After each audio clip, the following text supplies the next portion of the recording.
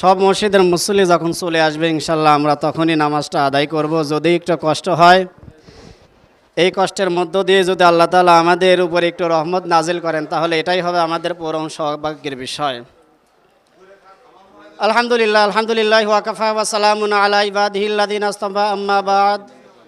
আউযু বিল্লাহি মিনাশ শাইতানির রাজিম। বিসমিল্লাহির রহমানির রহিম। ফাকুলতু আস্তাগফিরু রাব্বাকুম ইন্নাহু কানা গফফারা ইউরসিলিস সামাআ আলাইকুম মিদরারা ওয়া ইমদিদুকুম বিআমওয়ালি ওয়া বানিনা ওয়া ইয়াজআল লাকুম জান্নাতি ওয়া ইয়াজআল লাকুম আনহারা। ওয়াকালা নবী সাল্লাল্লাহু আলাইহি ওয়াসাল্লাম ইস্তাসকা ফাআশারা বিযহরি কাফাইহি ইলা সামাই। রাওয়াহু মুসলিম আও কামা ক্বালা আলাইহি সাল্লাতু ওয়াসসালাম।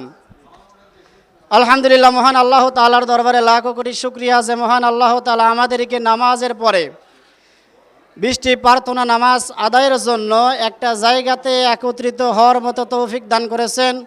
এজন্য সেই মহান মাহবুদের দরবারে আমরা লাখো কোটি শুকরিয়া আদায় করছি। সকলে বলি আলহামদুলিল্লাহ।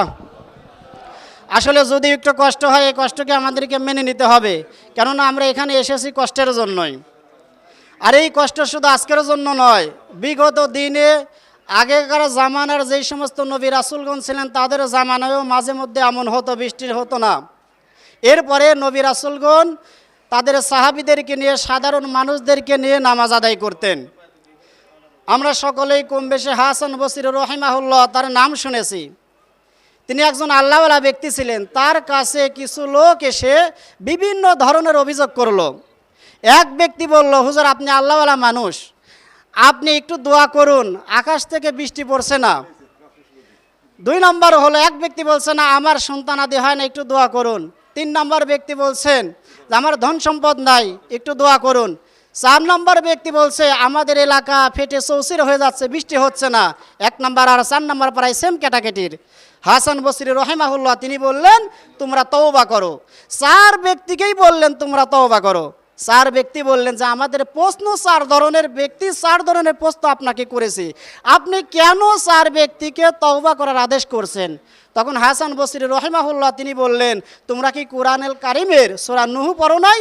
এখানে আল্লাহ তাআলা বলছেন ফাকুলতু আস্তাগফিরু রাব্বাকুম ইন্নাহু কানা গফফারা, তোমরা তোমাদের রবের নিকট তওবা করো, তিনি তো মহা ক্ষমাশীল। ইউরসিলিস সামাআ আলাইকুম মিদরারা, যখন তোমরা তওবা করবে আল্লাহ তাআলা আকাশ থেকে বৃষ্টি নাজিল করবেন। সুবহানাল্লাহি ওয়া বিহামদিহি। তাহলে শর্ত হচ্ছে আমাদেরকে তওবা করতে হবে। আর তওবা করার শর্ত হচ্ছে 3টা। আমরা সকলেই বুঝি যে আস্তাগফিরুল্লাহ মানেই তওবা না। তওবা করার শর্তের মধ্যে 3টার শর্তের 1 নম্বর শর্ত হলো আমি জীবনে যা কিছু করেছি প্রত্যেকটা কৃতকর্মের জন্য আমাকে মুখে স্বীকার করতে হবে। এইটা হচ্ছে 1 নম্বর শর্ত। 2 নম্বর শর্ত হলো আমি জীবনে যতগুলো খারাপ কাজ করেছি প্রত্যেকটা কাজের জন্য আমাকে অনুশোচনা করতে হবে, অনুতপ্ত হতে হবে। আর 3 নম্বর কাজ হলো আমি জীবনে যা কিছু করেছি ওই গুনাহের কাছে আর কখনো যাব না। এইটার নাম হচ্ছে তাওবাতুন নাসুহা, অর্থাৎ একনিষ্ঠ তওবা। এজন্য আমাদের তওবা করতে হবে। আর যে হাদিসখানা 1 লাইনের হাদিসখানা পড়েছি, এই হাদিসের মধ্যে একটা কথা বলা হয়েছে, এই 20টি প্রার্থনার নামাজের পরে আমরা একটা মুনাজাত করব। এই মুনাজাতের নিয়ম হবে হাতটা আমরা এইরকমভাবে করব, এইরকমভাবে নয়। কেননা মুসলিম শরীফের মধ্যে আল্লাহর নবী বলছেন ইস্তাসকা ফাআশারা বিযহরি কাফাইহি ইলা সামাই। রাওয়াহু মুসলিম আও কামা ক্বালা আলাইহি সাল্লাতু ওয়াসসালাম। কিতাবের নাম তানভীরুল মিশকাত লিল আলিম। বাবুল ইস্তিসকা নামক অধ্যায়ের প্রথম পরিচ্ছেদের 1411 নম্বর হাদিস। এই হাদিসের মধ্যে আল্লাহর নবী এইরকমভাবে 2 হাত তুলে আল্লাহর কাছে প্রার্থনা করেছেন। এই কারণে নামাজ শেষে আমরা এইরকমভাবে হাত না তুলে 20টি প্রার্থনার নামাজের পরে এইরকমভাবে হাত তুলতে হয়, যেটা মুসলিম শরীফের হাদিস। মহান আল্লাহ তাআলা আমাদের সকলকে বলতেছেন বান্দারে একবার তওবা কর, ফিরে আয় আমার কাছে, ফিরে আয়, আমাকে ডাক, আমি আল্লাহ তোদের গুনাহকে মাফ করে দিব। সুবহানাল্লাহ।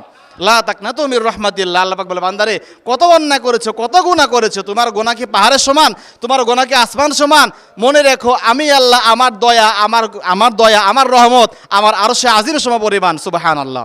প্রিয় ভাই, এই জন্য আমাদের গুনাহের কারণেই পশু পাখি কষ্ট পাচ্ছে, আমাদের গুনাহের কারণেই পৃথিবী কষ্ট পাচ্ছে, আমাদের গুনাহের কারণেই অসহায় মানুষগুলো, ছোট ছোট মাসুম বাচ্চাগুলো কষ্ট পাচ্ছে, আমাদের গুনাহের কারণে। এই জন্য আসেন আজকে আমরা এই 2 রাকাত নামাজ আদায়ের উদ্দেশ্য আমরা গুনাহ থেকে মাপ চাবো, আমাদের গুনাহগুলোকে তওবা করে রবের দরবারে ফিরে আসবো ইনশাআল্লাহ। আল্লাহ আমরা এমন তওবা করব যাতে করে আমরা আর কোনোদিন অন্যায়ের সঙ্গে লিপ্ত হব না, আমরা আর কোনোদিন যারা সুদের সাথে আছেন তওবা করেন যে আল্লাহ আজকের পর থেকে আমি আর সুদের সঙ্গে লিপ্ত হব না, যারা নামাজ পড়েন না তওবা করেন আল্লাহ আজকের পর থেকে আর নামাজ ছেড়ে দিব না, আজকের পর থেকে আর কোরআন সুন্নাহ বিরোধী কাজ করব না, আজকের পর থেকে আর মুনাফিকি করব না। যদি আমরা তওবা করতে পারি আশা করা যায় আল্লাহ পাক আমাদের তওবা শুনবেন, আমাদেরকে মাফ করবেন, আমাদের উপর আল্লাহ রাব্বুল আলামিন আসমান থেকে রহমতের বারিধারা বর্ষণ করবেন ইনশাআল্লাহ। আল্লাহ পাক আমাদের সকলকে কবুল করুক, আল্লাহুম্মা আমিন। ভাই যে দাঁড়ায় আছেন চলে আসেন, আজকের এই 2 রাকাত নামাজের উদ্দেশ্যে রোদের মধ্যে পুরা সময় দাঁড়া থাকলে নামাজ হবে না ভাই, চলে আসেন, সবাই চলে আসেন।